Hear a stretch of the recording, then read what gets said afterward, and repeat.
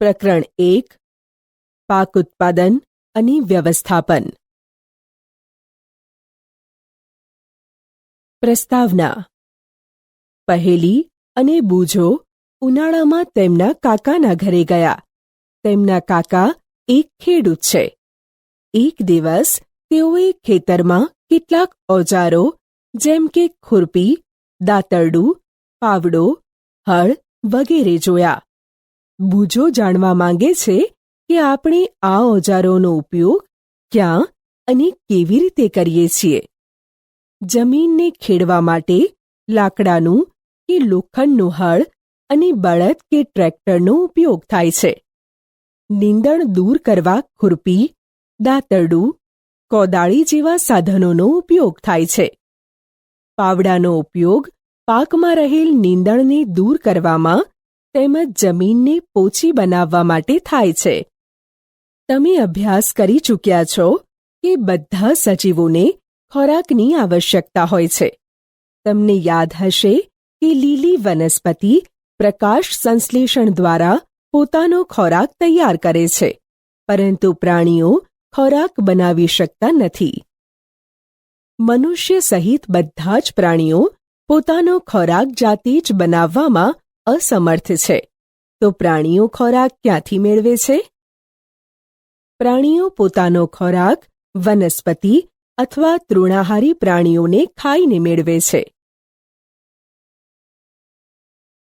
બૂજોને જાણવું છે કે વનસ્પતિ પોતાનો ખોરાક કેવી રીતે બનાવે છે. વનસ્પતિમાં હરિતકણ નામની વિશિષ્ટ રચના આવેલી હોય છે. તેમાં લીલું રંજક દ્રવ્ય આવેલું હોય છે, જે સૂર્ય ઊર્જાનું શોષણ કરે છે. વનસ્પતિ દ્વારા સૂર્ય ઊર્જાનો ઉપયોગ કાર્બન ડાયોક્સાઇડ અને પાણીમાંથી ખોરાક બનાવવા માટે થાય છે. પરંતુ આપણે ખોરાક શા માટે ખાઈએ છીએ? બધા જ સજીવોને વૃદ્ધિ, સમારકામ અને શરીરના કાર્યો માટે ખોરાકની જરૂરિયાત રહે છે. તમે જાણો છો કે સજીવો ખોરાકમાંથી પ્રાપ્ત શક્તિની મદદથી વિવિધ શારીરિક ક્રિયાઓ જેવી કે પાચન, શ્વસન અને ઉત્સર્જન કરે છે. આપણે ખોરાક વનસ્પતિ અથવા પ્રાણી કે બંનેમાંથી પ્રાપ્ત કરીએ છીએ. આપણને બધાને ખોરાકની આવશ્યકતા તો છે જ, તો પછી આપણે આપણા દેશના બધા માણસોને ખોરાક કેવી રીતે ઉપલબ્ધ કરાવી શકીએ? આ માટે ખોરાકનું મોટા પાયે ઉત્પાદન કરવું આવશ્યક છે. એક વિશાળ જનસમુદાયને ખોરાક પ્રાપ્ત કરાવવા માટે તેનું નિયમિત ઉત્પાદન, યોગ્ય વ્યવસ્થાપન અને વિતરણ આવશ્યક છે.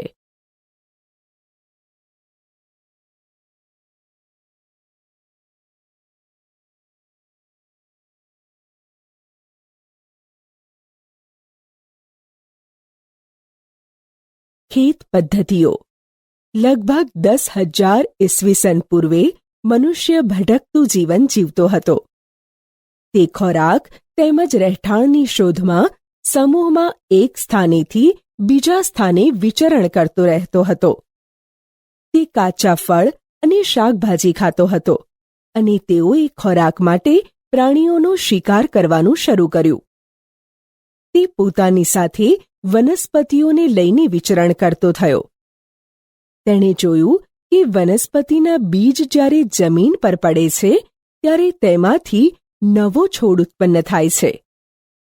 મનુષ્ય ભટકવાનું બંધ કરીને સ્થાયી જીવન જીવવા લાગ્યો અને બીજ એકઠા કરવા લાગ્યો. તેમાંથી તેણે પોતાના વસાહતોની નજીક વનસ્પતિઓને ઉગાડી. ત્યારબાદ ખેતી કરી ડાંગર, ઘઉં અને અન્ય ખાદ્ય પાકોનું ઉત્પાદન કરી શક્યો. સમય જતાં તેણે પાકની જાતોમાં જરૂરિયાત અને માંગણી મુજબ સુધારણા કરી. આજના સમયમાં જે વનસ્પતિ પાક ઉગાડાય છે તેનો ઉદ્ભવ આ પ્રકારની માનવ પ્રવૃત્તિના કારણે થયો છે. આ પ્રકારે ખેતીની શરૂઆત થઈ. જ્યારે કોઈ એક જ પ્રકારના છોડને કોઈ સ્થાન પર મોટી માત્રામાં ઉછેરવામાં આવે તો તેને પાક કહે છે. ઉદાહરણ તરીકે ઘઉંના પાકનો અર્થ એ થાય છે કે ખેતરમાં ઉછેરવામાં આવેલ બધા છોડ ઘઉંના છે. તમે જાણો છો કે પાક વિવિધ પ્રકારના હોય છે, જેમ કે અનાજ, શાકભાજી તેમજ ફળ. જે ઋતુમાં આપણે પાકને ઉગાડીએ છીએ તેના આધારે તેનું વર્ગીકરણ કરી શકીએ છીએ. ભારત એક વિશાળ દેશ છે. અહીં તાપમાન, ભેજ, વરસાદ જેવી વાતાવરણીય પરિસ્થિતિ એક ક્ષેત્રથી બીજા ક્ષેત્રમાં ભિન્ન હોય છે. આથી દેશના વિવિધ ભાગો ઉપર વિવિધ પ્રકારના પાક ઉછેરવામાં આવે છે. આ વિવિધતા ઉપરાંત મોટા ભાગે પાકને 2 વર્ગમાં વહેંચી શકાય, જે આ પ્રમાણે છે. 1. ખરીફ પાક. જે પાકને વરસાદની ઋતુમાં રોપવામાં આવે છે તેને ખરીફ પાક કહે છે. ભારતમાં વરસાદની ઋતુ સામાન્યતઃ જૂનથી સપ્ટેમ્બર સુધી હોય છે.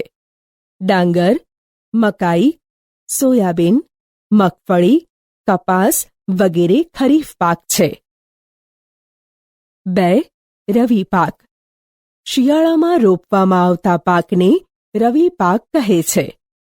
તેનો સમયગાળો સામાન્ય રીતે ઓક્ટોબરથી માર્ચ સુધીનો હોય છે. ઘઉં, ચણા, વટાણા, રાઈ અને અળસી રવિ પાકના ઉદાહરણો છે. તદુપરાંત ઘણા સ્થાને કઠોળ અને શાકભાજી ઉનાળામાં ઉગાડવામાં આવે છે. સૂર્યમુખી, તરબૂચ, કાકડી, કેરી, ટેટી, ટામેટા વગેરે ઉનાળામાં ઉગતા પાકો છે.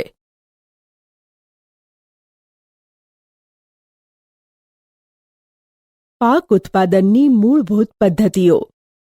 બુજો જાણવા માંગે છે કે ડાંગરની શિયાળામાં શા માટે ઉછેરવામાં નથી આવતી? ડાંગરને વધારે માત્રામાં પાણી જોઈતું હોવાથી તેને માત્ર ચોમાસામાં જ ઉછેરવામાં આવે છે. પાકને ઉછેરવા માટે ખેડૂતને અનેક પ્રવૃત્તિ સમયાંતર કરવી પડે છે.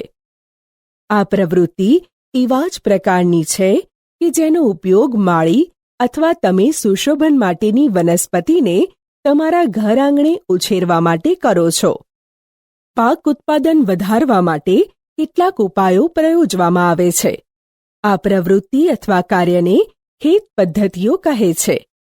આ કાર્ય પદ્ધતિઓ નીચે આપેલ છે. 1. ભૂમિને તૈયાર કરવી. 2. રોપણી. 3. કુદરતી અને કૃત્રિમ ખાતર આપવું. 4. સિંચાઈ. 5. નીંદણથી રક્ષણ. 6. લણણી. 7. સંગ્રહ.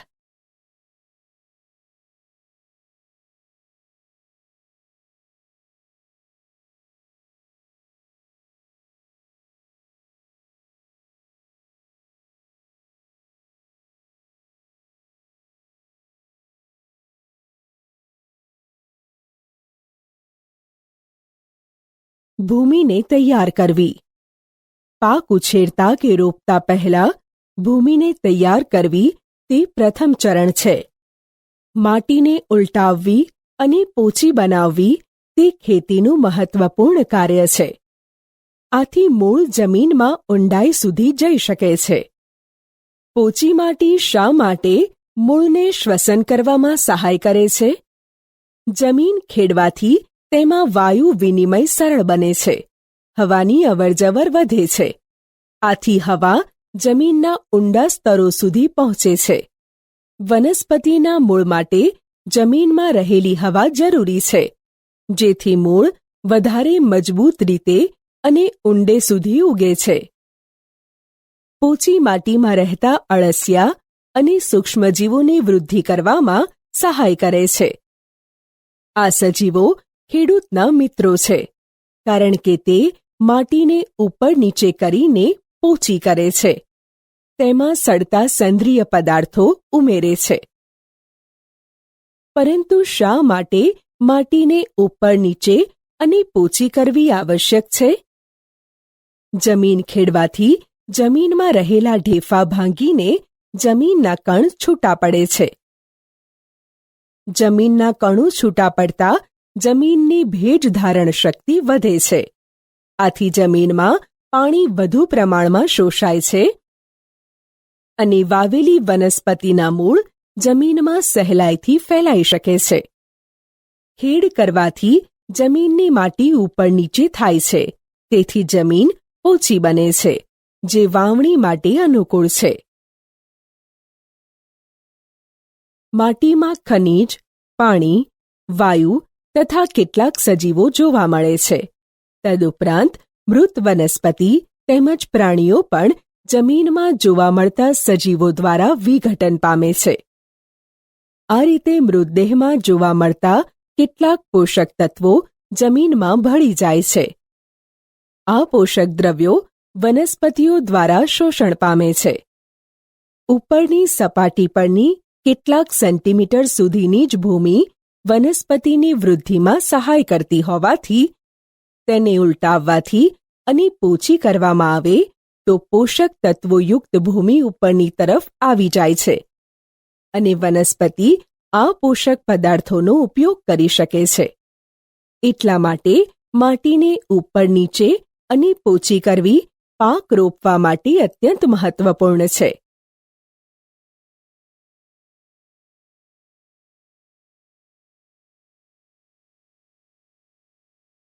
માટીને ઉપર નીચે અને પોચી કરવાની ક્રિયાને ખેડાણ કહે છે.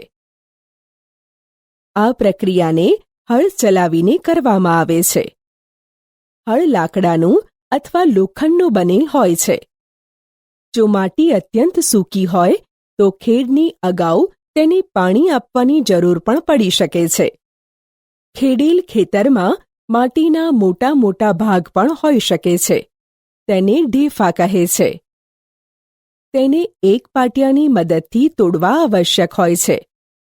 વાવણી અને સિંચાઈ માટે ખેતરને સમથળ કરવું આવશ્યક હોય છે.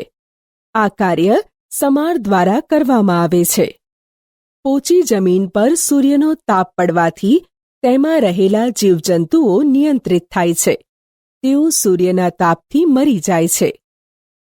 કેટલીક વખત જમીનને ખેડતા પહેલા કુદરતી ખાતર પણ ઉમેરવામાં આવે છે, જેનાથી ભૂમિમાં કુદરતી ખાતરનું સંમિશ્રણ વ્યવસ્થિત થઈ શકે. જમીનમાં બીજ રોપતા પહેલા જમીનને પાણી આપવામાં આવે છે. ખેતીના ઓજારો. સારા ઉત્પાદન માટે બીજ રોપતા પહેલા માટીના અત્યંત નાના ટુકડા કરવા આવશ્યક છે. આ કાર્ય વિવિધ ઓજારોની મદદથી કરવામાં આવે છે. હળ, ખરપિયો અને કલ્ટિવેટર કે દાંતી આ કાર્ય માટે ઉપયોગમાં લેવાતા મુખ્ય ઓજારો છે. હળ. પ્રાચીન સમયથી જ હળનો ઉપયોગ જમીનની ખેડ, ખાતર ભેળવવા માટે, નીંદણના નિકાલ માટે તેમજ માટીને ખોદવા માટે કરવામાં આવતો હતો. આ અંગ્રેજી ટી આકારનું ઓજાર છે, જે લાકડા કે લોખંડમાંથી બનેલ હોય છે. જેમાં બળદની જોડ અથવા ઘોડા, ઊંટ વગેરે પ્રાણીઓની સહાયથી ખેંચવામાં આવે છે. તેમાં લોખંડની મજબૂત ત્રિકોણાકાર પટ્ટી આપેલ હોય છે. તેને ફાલ કહે છે. હળનો મુખ્ય ભાગ લાંબા લાકડાનો બનેલ હોય છે, જેને હળ સાફ્ટ કહે છે. તેના એક છેડા પર હેન્ડલ હોય છે તથા બીજો છેડો મોટી ધરી જેવા ભાગ જોત સાથે જોડાયેલ હોય છે, જેને બળદની ગરદન ઉપર રાખવામાં આવે છે. એક જોડ બળદ તથા એક માણસ તેને સરળતાથી ચલાવી શકે છે. આજકાલ લોખંડના હળ ઝડપથી લાકડાના હળની જગ્યા લઈ રહ્યા છે. ખરપિયો. આ એક સરળ ઓજાર છે, જે નીંદણને દૂર કરવા અને જમીનને પોચી કરવા માટે વપરાય છે. તેમાં લોખંડ કે લાકડાનો લાંબો દંડો આવેલ હોય છે. એક મજબૂત, પહોળી અને લોખંડની વળેલી તકતી તેના એક છેડે જોડાયેલ હોય છે, જે બ્લેડની માફક કામ કરે છે. તેનો બીજો છેડો પ્રાણીઓ દ્વારા ખેંચવામાં આવે છે. દાંતી કે કલ્ટિવેટર. આજના સમયમાં ખેતરની ખેડ ટ્રેક્ટર દ્વારા સંચાલિત દાંતી કે કલ્ટિવેટર વડે કરવામાં આવે છે. કલ્ટિવેટરના ઉપયોગથી શ્રમ તથા સમય બંનેની બચત થાય છે.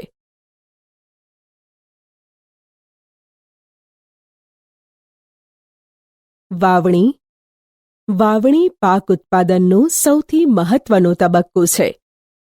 વાવણી પહેલા સારી ગુણવત્તાવાળા બીજની પસંદગી કરવામાં આવે છે. સારી ગુણવત્તાવાળા બીજ શુદ્ધ અને તંદુરસ્ત હોય છે. ખેડૂત સારી ઉપજ પ્રાપ્ત કરવાવાળા બીજને પ્રાથમિકતા આપે છે. કૃષિ નિષ્ણાંતો દ્વારા પ્રયોગશાળામાં ચકાસેલા અને પ્રમાણિત કરેલા બિયારણનો ઉપયોગ કરવો જોઈએ. બિયારણ અંકુરણ ક્ષમતાવાળું, શુદ્ધ ગુણવત્તાવાળું, રોગમુક્ત અને વાજબી કિંમતનું હોવું જોઈએ. પહેલીએ એક દિવસ તેની મમ્મીને ચણાના કેટલાક દાણાને વાસણમાં રાખીને તેમાં કેટલુંક પાણી ઉમેરતા જોયા. થોડી મિનિટ પછી કેટલાક બીજ પાણી ઉપર તરવા લાગ્યા. તેને આશ્ચર્ય થયું કે કેટલાક બીજ પાણી ઉપર કેમ તરવા લાગ્યા.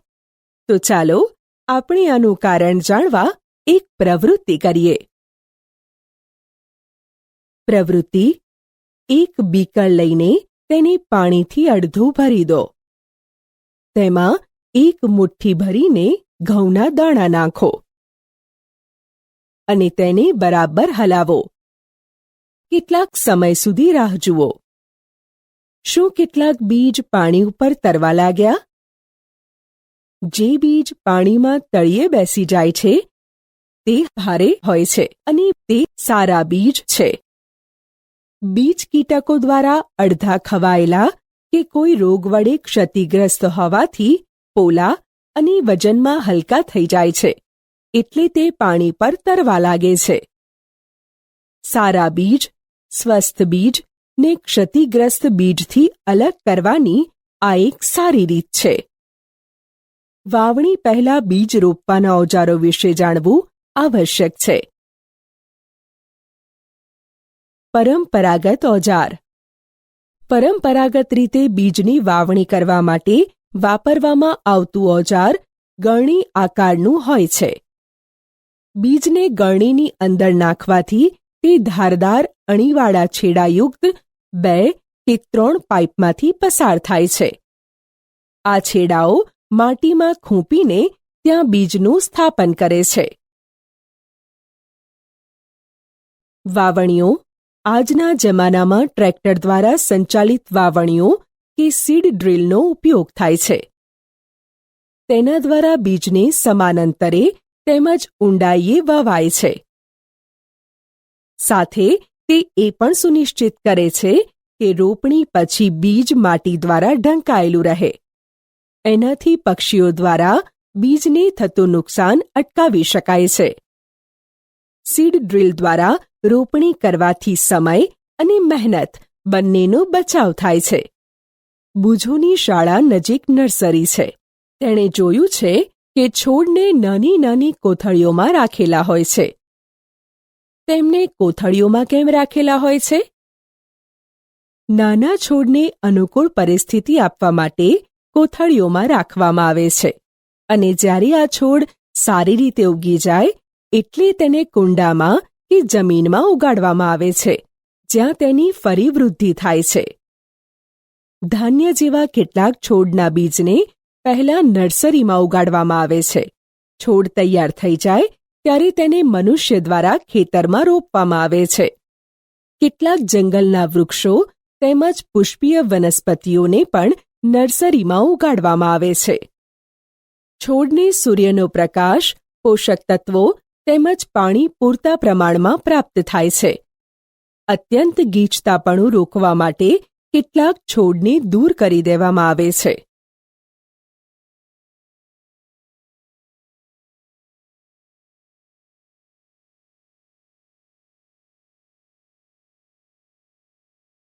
કુદરતી અને કૃત્રિમ ખાતર ઉમેરવું. વનસ્પતિના તંદુરસ્ત વિકાસ માટે પોષક દ્રવ્ય સ્વરૂપે જે પદાર્થોને માટીમાં ઉમેરવામાં આવે છે તેને કુદરતી ખાતર અને કૃત્રિમ ખાતર કહે છે. બુજોએ એક ખેતરમાં ઉગેલા સ્વસ્થ પાકને જોયા, જ્યારે પાસેના ખેતરમાં ઉગેલા છોડ નબળા હતા. તે વિચારે છે કે કેટલાક છોડ અન્ય છોડની સરખામણીમાં વધારે સારી રીતે કેવી રીતે ઉગે છે. ભૂમિ પાકને ખનિજ તત્વો પ્રદાન કરે છે, જે પાકની વૃદ્ધિ માટે આવશ્યક છે. કેટલાક ક્ષેત્રમાં ખેડૂત ખેતરમાં એક પછી બીજો પાક ઉછેરે છે. ખેતર ક્યારેય ખાલી છોડતા નથી. કલ્પના કરો કે પોષક દ્રવ્યોનું શું થાય છે. સતત પાકને ઉગાડવાથી માટીમાંથી કેટલાક પોષક દ્રવ્યો ઓછા થઈ જાય છે. આ ક્ષતિ પૂરી કરવા માટે ખેડૂત ખેતરમાં કુદરતી ખાતર આપે છે. આ પ્રક્રિયાને ખાતર આપવાની ક્રિયા કહે છે. અયોગ્ય અથવા અપૂરતા કુદરતી ખાતર આપવાથી છોડ નબળા પડી જાય છે. કુદરતી ખાતર એક કાર્બનિક કે જૈવિક પદાર્થ છે, જે વનસ્પતિ અથવા પ્રાણીઓના વિઘટનથી પ્રાપ્ત થાય છે. ખેડૂત વનસ્પતિ તેમજ પ્રાણીના નકામા દ્રવ્યોને એક ખાડામાં એકઠા કરી તેનું વિઘટન થવા માટે ખુલ્લા છોડી દે છે. વિઘટન કેટલાક સૂક્ષ્મજીવો દ્વારા થાય છે. વિઘટિત પદાર્થને કુદરતી ખાતરના સ્વરૂપે ઉપયોગમાં લેવામાં આવે છે. તમે ધોરણ 6માં વર્મી કમ્પોસ્ટ અથવા અળસિયાના ખાતર તૈયાર કરવા વિશે અભ્યાસ કરી ચૂક્યા છો. ખેતીના નકામા પદાર્થ જેવા કે પશુઓના મળમૂત્ર, છાણ વગેરે, શાકભાજીનો કચરો, ઘરગથ્થુ કચરો, સુએજનો કચરો, તણખલા, નીંદણ વગેરેને ખાડાઓમાં સડવા દેવામાં આવે છે. આ પ્રક્રિયાને કમ્પોસ્ટિંગ કહે છે. આ રીતે બનતા ખાતરને કમ્પોસ્ટ કહે છે. કમ્પોસ્ટમાં કાર્બનિક પદાર્થ અને પોષક તત્વો ખૂબ વધારે પ્રમાણમાં હોય છે. અળસિયા વનસ્પતિઓ અને પ્રાણીઓના ત્યજેલા પદાર્થોનું ઝડપી વિઘટન કરવા મદદ કરે છે. અળસિયાની મદદથી વિઘટન પામી બનતા કમ્પોસ્ટને વર્મી કમ્પોસ્ટ કહે છે. પ્રવૃત્તિ: મગ અથવા ચણાના દાણાને લઈ તેને અંકુરિત કરો. તેમાંથી એક જ આકારના સરખા પ્રાંકુરને પસંદ કરો. હવે 3 ખાલી ગ્લાસ અથવા તેના જેવા પાત્ર લો. તેના પર A, B અને C ની નિશાની કરો. ગ્લાસ A માં થોડીક માટી લઈને તેમાં થોડુંક છાણિયું ખાતર મેળવો. ગ્લાસ B માં સમાન માત્રામાં માટી લઈને તેમાં થોડુંક યુરિયા ઉમેરો અને ગ્લાસ C માં થોડીક માટી લઈને કાંઈ પણ ઉમેર્યા વગર રહેવા દો. હવે ત્રણેય ગ્લાસમાં સમાન માત્રામાં પાણી ઉમેરીને પ્રાંકુરને રોપી દો અને તેને સુરક્ષિત સ્થાન પર મૂકી દો.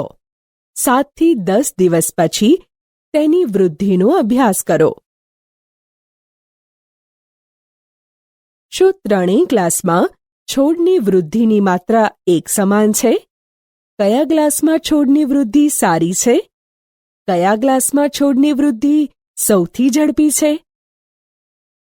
ગ્લાસ સી કે જેમાં કોઈ પણ ખાતર ઉમેર્યું નથી તેમાં છોડની વૃદ્ધિ ધીમી છે, જ્યારે ગ્લાસ એ કે જેમાં છાણિયું ખાતર ઉમેર્યું છે તેમાં છોડની વૃદ્ધિ સારી છે, તથા ગ્લાસ બી કે જેમાં ખાતર ઉમેર્યું છે તેમાં છોડની વૃદ્ધિ ગ્લાસ એ કરતાં વધારે સારી અને સૌથી ઝડપી છે.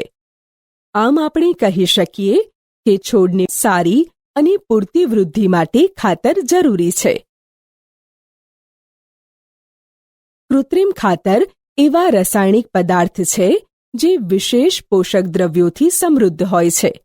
તે કુદરતી ખાતરથી કેવી રીતે અલગ હોય છે? કૃત્રિમ ખાતરનું ઉત્પાદન કારખાનામાં કરવામાં આવે છે. કૃત્રિમ ખાતરના કેટલાક ઉદાહરણો જેમ કે urea, ammonium sulphate, superphosphate, potash, NPK એટલે કે નાઇટ્રોજન, ફોસ્ફરસ, પોટેશિયમ છે. તેના ઉપયોગથી ખેડૂતોને ઘઉં તથા મકાઈ જેવા પાકની સારી ઉપજ પ્રાપ્ત કરવામાં સહાયતા મળે છે.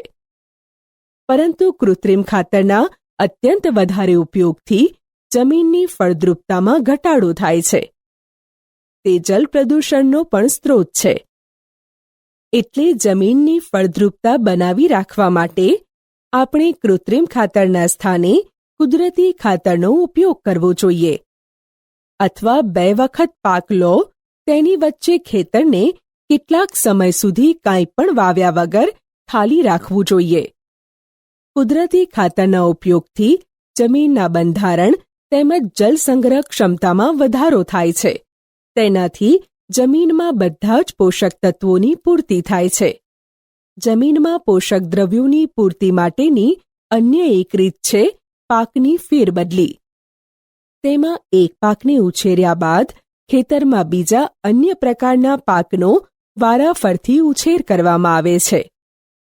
પહેલા ઉત્તર ભારતમાં ખેડૂતો કઠોળને એક ઋતુમાં ઉગાડતા હતા અને બીજી ઋતુમાં ઘઉં ઉગાડતા હતા.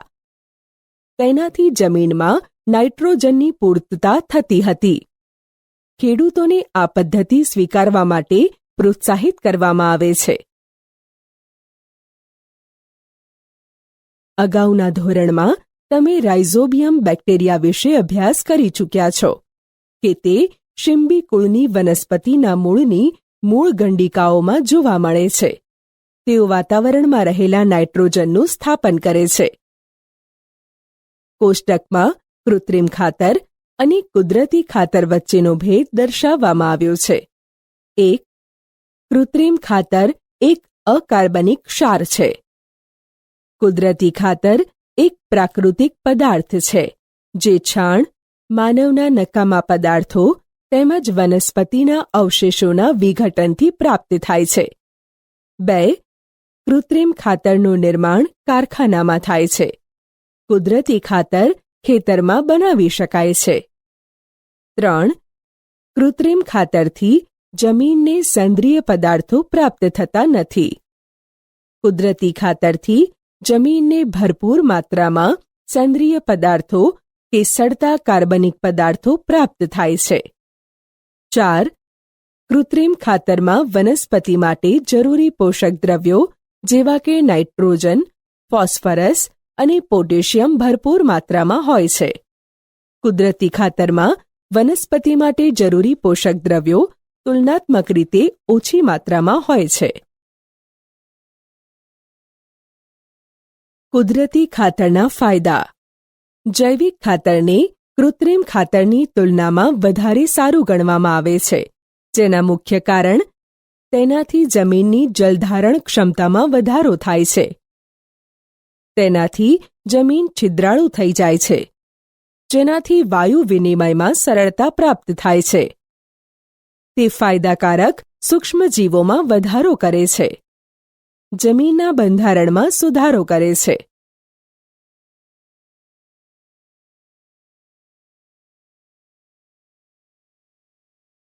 સિંચાઈ. જીવંત રહેવા માટે પ્રત્યેક સજીવને પાણીની આવશ્યકતા રહેલી છે.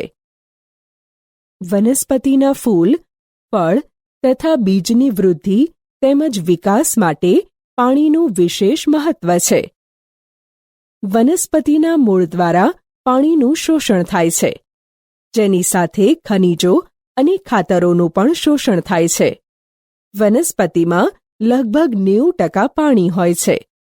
પાણી આવશ્યક છે કારણ કે બીજનું અંકુરણ શુષ્ક પરિસ્થિતિમાં થતું નથી.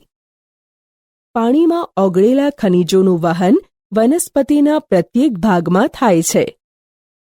તે પાકને ઠંડી તેમજ ગરમ હવાથી રક્ષણ આપે છે. સ્વસ્થ પાકના ઉછેર માટે જમીનમાં પાણીનો ભેજ જાળવી રાખવા માટે ખેતરમાં નિયમિત રૂપે પાણી આપવું આવશ્યક છે. સમયાંતરે ખેતરમાં પાણી પૂરું પાડવાની ક્રિયાને સિંચાઈ કહે છે. સિંચાઈનો સમય અને માત્રા દરેક પાક મુજબ, જમીન મુજબ અને ઋતુ મુજબ જુદા જુદા હોય છે. ઉનાળામાં પાણી આપવાની માત્રા વધારે હોય છે. શા માટે આવું હોય છે? ઉનાળામાં જમીન તેમજ પર્ણો દ્વારા બાષ્પીભવનનો દર વધારે હોવાથી આવું હોઈ શકે છે. બુજો કહે છે કે આ વર્ષે પાણી આપતા સમયે તે વધારે સતર્ક રહ્યો છે. ગયા ઉનાળામાં તેના છોડ સુકાઈને મરી ગયા હતા. સિંચાઈના સ્ત્રોત: કૂવાઓ, બોરકૂવાઓ, તળાવો, સરોવર, નદીઓ, બંધ કે ડેમ તેમજ નહેરો સિંચાઈના સ્ત્રોત છે. સિંચાઈની પરંપરાગત રીતો: કૂવાઓ, સરોવરો તેમજ નહેરોમાં ઉપલબ્ધ પાણીને ખેતરમાં પહોંચાડવાની રીતો જુદા જુદા ક્ષેત્રોમાં જુદી જુદી હોય છે. ઢોર અથવા મજૂર આ ક્રિયાવિધિમાં ઉપયોગમાં લેવામાં આવે છે. અર્થાત આ રીતો સસ્તી છે, પરંતુ ઓછી કાર્યક્ષમ છે. સિંચાઈની વિભિન્ન પરંપરાગત રીતો નીચે મુજબ છે. મોટ કે ગરગડીયુક્ત વ્યવસ્થા, ચેન પંપ, ઢેકલી, રેંટ. મોટ કે ગરગડીયુક્ત વ્યવસ્થા: ગરગડી તથા દોરડા સાથે બાંધેલી ડોલ વડે બનતી વ્યવસ્થાને મોટ કહે છે. પાણીને કૂવામાંથી દોરડાની સાથે બાંધેલી ડોલ વડે ઉપર ખેંચવામાં આવે છે. આ દોરડું ગરગડી પરથી સરકે છે. દોરડું માણસ વડે કે પશુઓ વડે ખેંચવામાં આવે છે. ચેન પંપ: છીંછરા કૂવામાંથી પાણી ઉંચકવા માટે ચેન પંપ વપરાય છે. તેનો ઉપયોગ આશરે 6 મીટર ઊંડા પાણીને ઉંચકવા માટે થાય છે. ઢેકલી: ઢેકલી એ કૂવાઓ, ઝરણા કે તળાવમાંથી પાણી ખેંચવા માટે વપરાય છે. તેમાં ઉચ્ચાલક માટે એક દંડાને એવી રીતે આડો ટેકવવામાં આવે છે કે જેથી તે હિંચકાની જેમ ઝૂલી શકે છે તથા પાણી ખેંચાય છે. રેંટ: ઉચ્ચાલનનો પ્રકાર. રેંટ એ પાણી ખેંચવાનું એક સરળ સાધન છે, જેમાં એક લાકડાનું પૈડું કે ચક્ર હોય છે. પૈડાની ફરતે છેડા પર કેટલીક ડોલ બાંધવામાં આવે છે.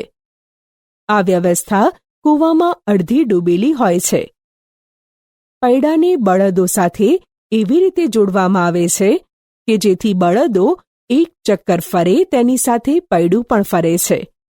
અંતે તેની સાથે બાંધેલી ડોલ પણ ફરે છે. ડોલમાં કૂવામાંથી પાણી ભરાય છે અને નાની નહેરોમાં ખાલી કરાય છે. આ નહેરો વડે પાણી પાકને પહોંચાડવામાં આવે છે. પાણીને ઉપર ખેંચવા માટે સામાન્ય રીતે પંપનો ઉપયોગ કરવામાં આવે છે.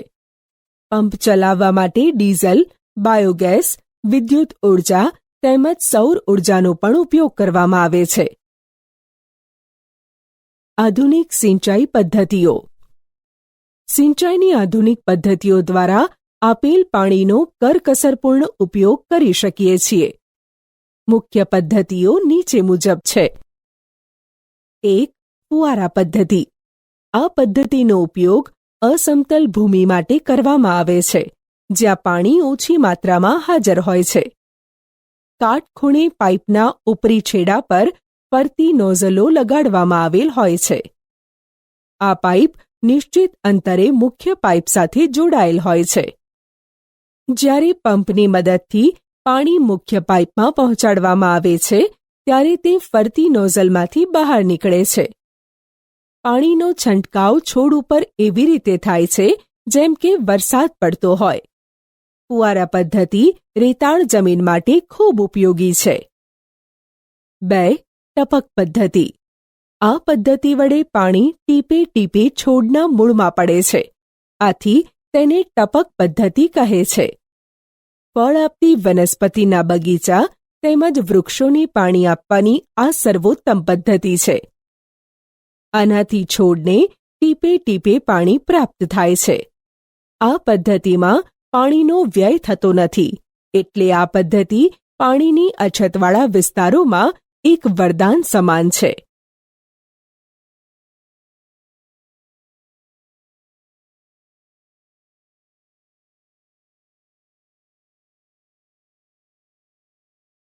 નીંદણથી રક્ષણ: બુજો અને પહેલી નજીકના ઘઉંના ખેતરમાં ગયા અને તેઓએ જોયું કે ખેતરમાં પાકની સાથે કેટલાક અન્ય છોડ પણ ઉગ્યા હતા. બુજો જાણવા માંગે છે કે શું આ અન્ય છોડ કોઈ વિશેષ ઉદ્દેશથી ઉછેરવામાં આવ્યા છે? ખેતરમાં કેટલાક અન્ય અનૈચ્છિક કે બિનજરૂરી છોડ કુદરતી રીતે પાકની સાથે ઉગી નીકળે છે. આવા અનૈચ્છિક કે બિનજરૂરી છોડને નીંદણ કહે છે.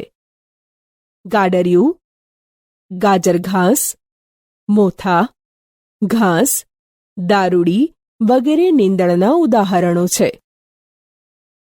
નીંદણને દૂર કરવાની ક્રિયાને નિંદામણ કહે છે. નિંદામણ આવશ્યક છે કારણ કે નીંદણ પાણી, પોષક દ્રવ્યો, જગ્યા તેમજ પ્રકાશ માટે મુખ્ય પાક સાથે સ્પર્ધા કરી તેની વૃદ્ધિ પર અસર કરે છે. કેટલાક નીંદણ લણણીમાં પણ વિક્ષેપ ઊભો કરે છે તથા મનુષ્ય અને પ્રાણીઓ માટે ઝેરી પણ હોઈ શકે છે. નીંદણને દૂર કરવા તેમજ તેની વૃદ્ધિને નિયંત્રિત કરવા ખેડૂત વિભિન્ન પદ્ધતિઓ અપનાવે છે. પાક ઉગાડતા પહેલા ખેતરમાં ખેડ દ્વારા નીંદણ દૂર કરવામાં સહાયતા મળે છે. એનાથી નીંદણ સુકાઈને મરી જાય છે અને માટીમાં ભળી જાય છે. નીંદણમાં પુષ્પ ઉદ્ભવે કે બીજ બને તે પહેલા જ નીંદણને દૂર કરવું એ યોગ્ય છે. સમયાંતરે નીંદણને જમીન નજીકથી કાપવામાં કે મૂળ સહિત જાતે જ ઉખાડવામાં આવે છે. આ કાર્ય ખુરપી અથવા વાવણિયા કે સીડ ડ્રીલની મદદથી કરવામાં આવે છે. નીંદણને કેટલાક રસાયણોની મદદથી પણ દૂર કરવામાં આવે છે જેને નીંદણનાશક કહે છે, જેમ કે 2,4-D. ખેતરમાં નીંદણનો નાશ કરવા માટે છંટકાવ કરવામાં આવે છે જેનાથી નીંદણ નાશ પામે છે પરંતુ પાકને નુકસાન થતું નથી. નીંદણનાશકને પાણીમાં યોગ્યતા અનુસાર ભેળવીને સ્પ્રેની મદદથી ખેતરમાં છંટકાવ કરવામાં આવે છે. બુજો કહે છે કે શું નીંદણનાશકની અસર તેનો છંટકાવ કરનાર વ્યક્તિ પર થાય છે? જેમ કે આગળ જણાવવામાં આવ્યું છે કે નીંદણના વાનસ્પતિક વૃદ્ધિના સમયે પુષ્પ અને બીજ બનતા પહેલા નીંદણનાશકનો છંટકાવ કરવામાં આવે છે. નીંદણનાશકના છંટકાવથી ખેડૂતના સ્વાસ્થ્ય પર પણ અસર પડી શકે છે. એટલે ખેડૂતે આ રસાયણનો ઉપયોગ ખૂબ જ સાવધાનીપૂર્વક કરવો જોઈએ. છંટકાવ કરતી વખતે પોતાનું મુખ તેમજ નાક કપડાથી ઢાંકી દેવું જોઈએ.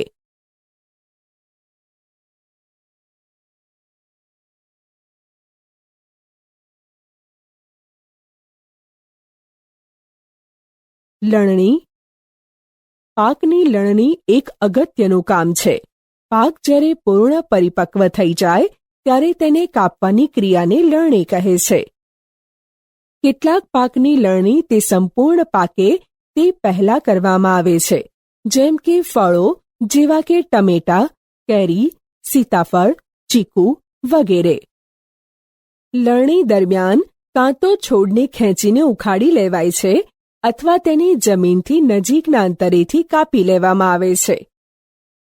એક અનાજ પાકને પરિપક્વ થતા 3 થી 4 મહિના લાગે છે.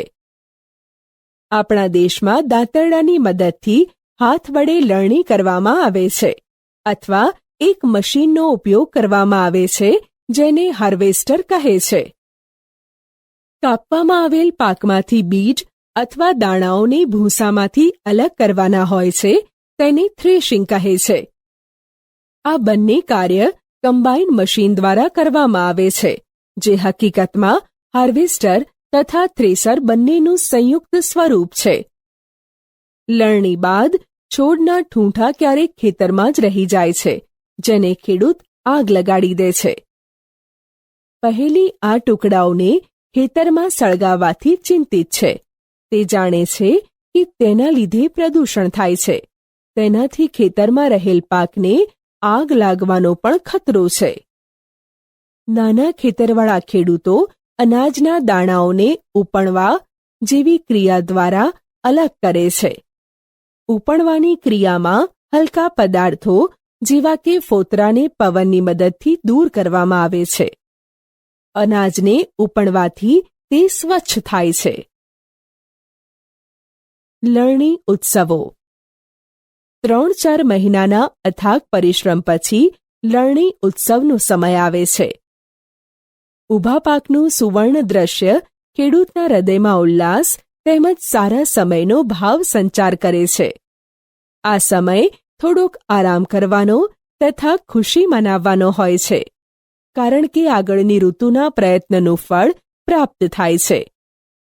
એટલા માટે જ ભારતના બધા જ ભાગોમાં લણણીનો સમય હર્ષોલ્લાસ તેમજ ખુશીનો હોય છે. પુરુષ તેમજ મહિલાઓ બધા ભેગા મળીને આ ઉત્સવ ઉજવે છે. લણણી ઋતુની સાથે કેટલાક વિશેષ ઉત્સવ જેમ કે પોંગલ, બૈશાખી, હોળી, દિવાળી, નાબન્ય તેમજ બિહુ જોડાયેલા હોય છે.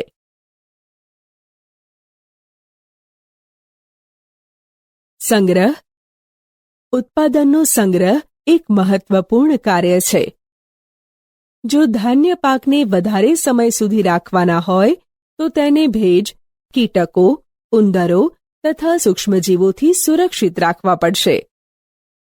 જો તાજા કાપેલા પાકના દાણાઓને સૂકવ્યા વગર જ સંગ્રહ કરવામાં આવે તો તેની બગડવાની અથવા સૂક્ષ્મજીવો દ્વારા નષ્ટ થવાની તથા બીજાંકુરણ ક્ષમતા ગુમાવવાની સંભાવના વધી જાય છે. અર્થાત સંગ્રહની પહેલા બીજને તાપમાં સૂકવવા આવશ્યક છે, જેનાથી તેનામાં રહેલા ભેજની માત્રામાં ઘટાડો થાય છે, જેથી તેને કીટકો, ઉપદ્રવો, બેક્ટેરિયા અને ફૂગથી રક્ષણ પ્રાપ્ત થઈ જાય છે. ખેડૂત પોતાના પાકના ઉત્પાદનનો સંગ્રહ કોથળાઓ, ધાતુના મોટા પીપળાઓ તેમજ મોટા પાયા પર અનાજનો સંગ્રહ સાયલોમાં અથવા કોઠારોમાં કરવામાં આવે છે. સાયલો એ ખાસ રીતે તૈયાર કરેલા ધાતુના મોટા અને ઊંચા પાત્રો છે, જેમાં અલગ અલગ સ્તરોએ અનાજનો સંગ્રહ કરવામાં આવે છે, જેથી તેનું ઉંદરો અને કીટકો જેવા જંતુઓથી રક્ષણ કરી શકાય છે. પહેલી એ તેની મમ્મીને લોખંડના પીપમાં રાખેલા અનાજમાં લીમડાના સૂકવેલા પાન મૂકતી જોઈ છે. તેને આશ્ચર્ય થયું, આવું કેમ? લીમડાના સૂકા પાનનો ઘરગથ્થુ અનાજના સંગ્રહમાં ઉપયોગ કરવામાં આવે છે. મોટા સંગ્રહગૃહમાં અનાજને ઉપદ્રવ્યો તેમજ સૂક્ષ્મજીવોથી સુરક્ષિત કરવા માટે રાસાયણિક ઉપચાર પણ કરવામાં આવે છે.